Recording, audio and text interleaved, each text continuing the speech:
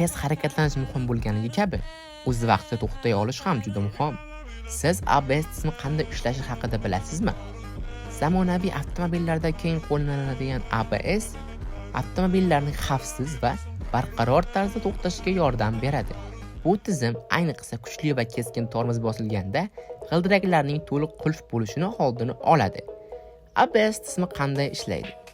G'ildiraklar yonida o'rnatilgan maxsus sensorlar ularning aylanish tezligini doimiy ravishda kuzatib boradi. Agar haydovchi tormozni keskin bossa va tizim qaysidir g'ildirak haddan tashqari sekinlayotganini sezsa, shu g'ildirak tormoz bosimini avtomatik ravishda sozlaydi. Bu har bir g'ildirakni optimal tezlikda sekinlashishiga yordam beradi. ABSning oddiy tormozlardan farqi nimada?